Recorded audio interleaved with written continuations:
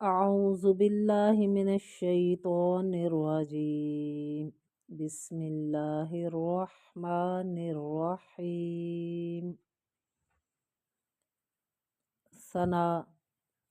سبحانك اللهم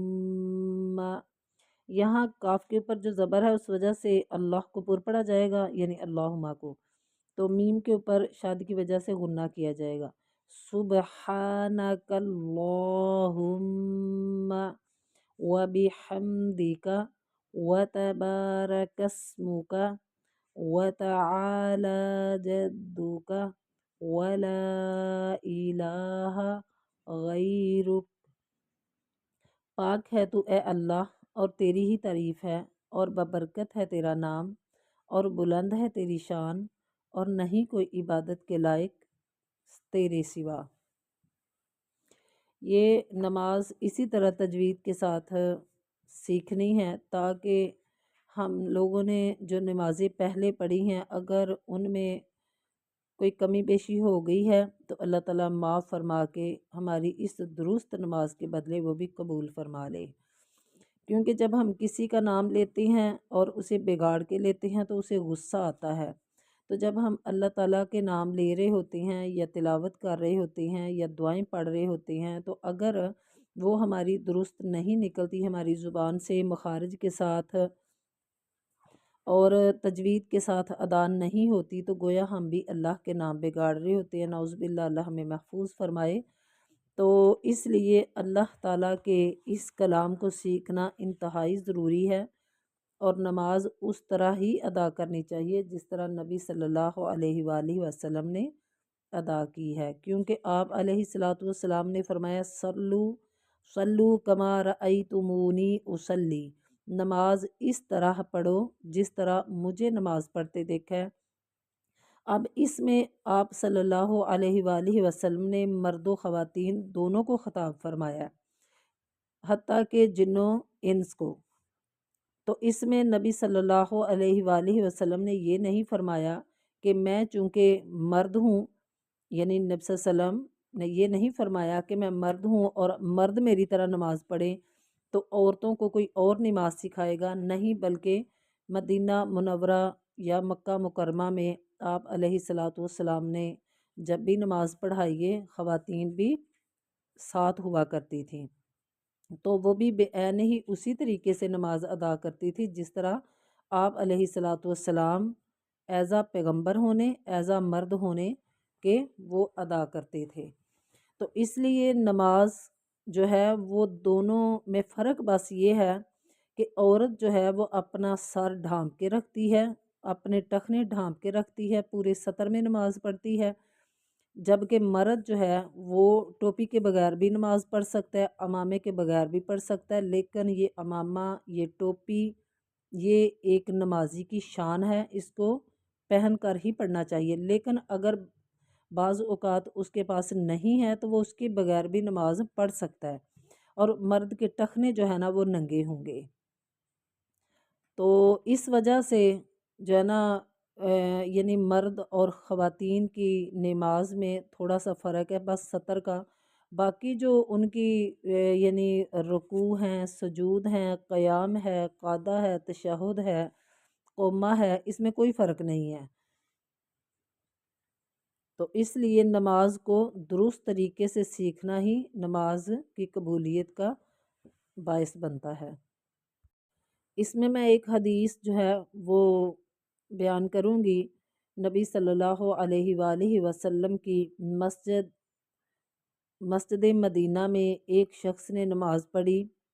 और वापसी पे आप अलैहिस्सलातु वस्सलाम से सलाम ली, तो आप सल्लल्लाहु अलैहि वसल्लम ने फरमाया कि तुम दोबारा जाके नमाज़ पढ़ो, तूने नमाज नहीं पढ़ी। फिर वो आदमी नमाज पढ़ के आया,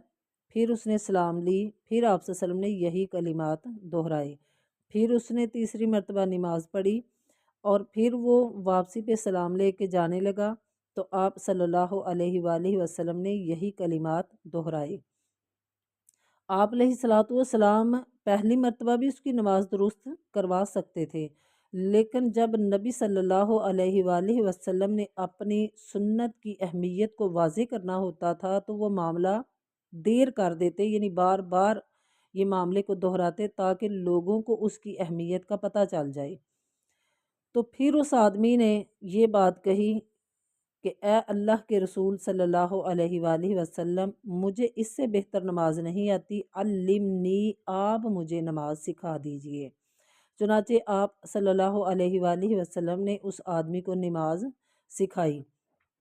اسی طرح حدیث کے اندر آتا ہے کہ ایک آدمی نے نبی صلی اللہ علیہ وآلہ وسلم کی زندگی میں مسجد میں 60 سال تک نمازیں پڑھیں، مگر اللہ تعالیٰ نے اس آدمی کی ایک بھی نماز قبول نہیں کی۔ اور دوسرا آدمی جس نے آپ صلی اللہ علیہ وآلہ وسلم کی مسجد نبوی میں ایک نماز پڑھی لیکن اس کی نماز سنت کے مطابق تھی، تو اللہ تعالیٰ نے اس آدمی کے مسجد نبوی سے باہر نکلنے سے پہلے جبرائیل امین کو آرڈر جاری فرمایا اور وہ ہواؤں میں تیرتے ہوئے آئے اور آ کے کہنے لگے اللہ کے رسول صلی اللہ علیہ وآلہ وسلم، اس آدمی کے مسجد نبوی کے گیٹ سے باہر نکلنے سے پہلے اسے جنت کی بشارت دے دے، کیوں کہ اس نے جو ایک نماز پڑھی ہے وہ آپ صلی اللہ علیہ وسلم کی سنت کے مطابق پڑھی ہے، تو اللہ نے وہ نماز قبول کر کے ان کو جنت عطا کر دی ہے۔ جبکہ دوسرا آدمی وہ بھی مسجد نبوی میں ہی نماز پڑھنے والا ہے اور اس نے 60 سال تک نماز پڑھی ہے لیکن اس کی ایک بھی نماز قبول نہیں ہوئی،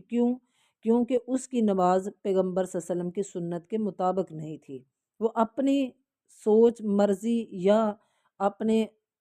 ذہن کے مطابق نماز ادا کرتا رہا۔ تو اس سے پتہ چلتا ہے کہ نماز یا کوئی بھی عبادت ہے وہ وہی قبول ہے جس پر میرے پیغمبر علیہ الصلاۃ والسلام کی سنت کی مہر موجود ہوگی۔ تو اگر وہ عمل جو سنت سے ثابت ہی نہیں ہوگا تو وہ عمل قبول نہیں کیا جائے گا، وہ رد کر دیا جائے گا قیامت والے دن۔ اور نماز کا معاملہ اتنا نازک معاملہ ہے کہ اگر ہماری 60 70 80 سال کی نمازوں میں سے ایک بھی نماز اللہ نے قبول نہ کی تو پھر خود سوچیں کہ ہمارا ٹھکانہ کہاں ہوگا، کیونکہ قیامت والے دن سب سے پہلے سوال ہی نماز کے بارے میں ہوگا۔ تو حدیث میں آتا ہے جو نماز کے پیپر میں کامیاب ہو گیا تو گویا اس کے آئندہ والے جو پیپر ہیں نا ان پہ بھی آسانی پیدا کر دی جائے گی اور اللہ تعالیٰ جو ہے نا اس کے لیے آسانی والا معاملہ کر کے اللہ تعالیٰ ان کی کمی بیشیوں کو دور فرما دے گا۔ لیکن اگر اس کا پہلا پیپر نماز والا ہی درست نہ نکلا تو بعد والی چیزیں زکوٰۃ ہے، روزہ ہے، نیکیوں حسنات ہیں، صدقات ہیں یا صلہ رحمی ہے یا کوئی بھی معاملہ ہے تو وہ بھی پھر اللہ تعالیٰ قبول نہیں کرے گا۔ نماز پہلے، باقی ساری نیکیاں بعد کے اندر ہے۔ حدیث میں آتا ہے جو بندہ نماز نہیں پڑھتا اللہ رب العالمین اس بندے کی جو ہے نا کوئی بھی عبادت قبول نہیں کرتا، چاہے وہ حج ہے، عمرہ ہے، چاہے وہ صدقات و خیرات ہے، نیکیوں حسنات ہے یا روزے ہیں، یعنی بے نماز بندے کی اللہ کوئی نیکی اپنی بارگاہ میں قبول نہیں کرتا۔ تو گویا کہ اگر ہم نماز درست نہیں پڑھیں گے، سنت کے مطابق نہیں پڑھیں گے، اس کی حرکات و سکنات سنت کے مطابق نہیں ہوگی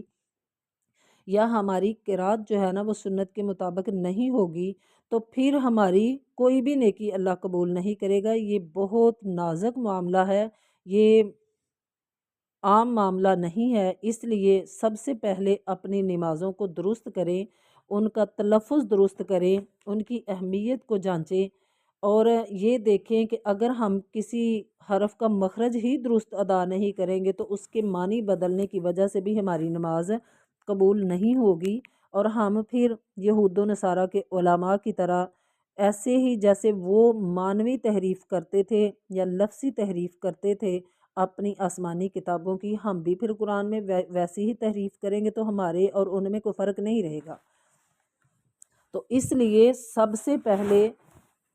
اس نماز کو درست کریں، سنت کے مطابق پڑھیں، اس کی حرکات سیکھیں، اس کا طریقہ سیکھیں، اس کی نماز کا یعنی جو بھی معاملات ہیں وہ سارے سیکھیں، وضو کا طریقہ سیکھیں تاکہ کم از کم ہماری نمازیں سنت کے مطابق ہوں اور ہم نمازوں کی پابندی کریں اور ہر حال میں نمازیں پڑھیں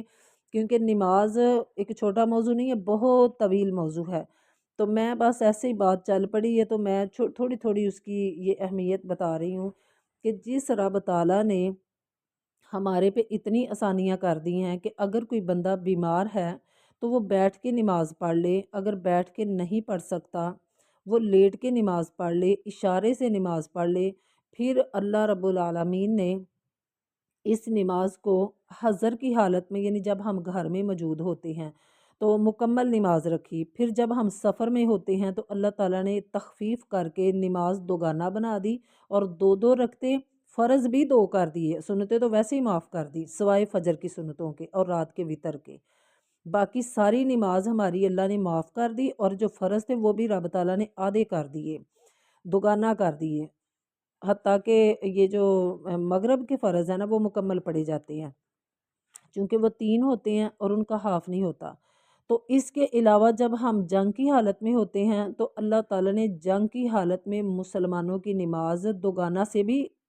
کم کر دی، یعنی ایک رکعت کر دی۔ تو جس اللہ نے میدان جہاد میں بھی نماز معاف نہیں کی یا نماز کا حکم لاگو کر دیا ہے کہ نماز ہر حال میں پڑھنی ہے، چاہے تم تلواروں کی جھنکاروں میں کیوں نہیں کھڑے، تو پھر ہم کیسے اپنے گھروں میں رہ کے اور شادیوں بیاہوں پہ اور کسی تقریب پہ یا کسی ایسے معاملات میں یا گرمی کی وجہ سے یا سردی کی وجہ سے ہم نماز چھوڑ دیں، تو پھر خود سوچیں ہمارا ٹھکانہ کہاں ہوگا۔ اور بے نماز کے بہت سخت انجام ہے، تو وہ انشاءاللہ میں پھر کسی موقع پہ جو ہے نا وہ انشاءاللہ بتاؤں گی، باقاعدہ یہ موضوع ہے، ٹھیک ہے۔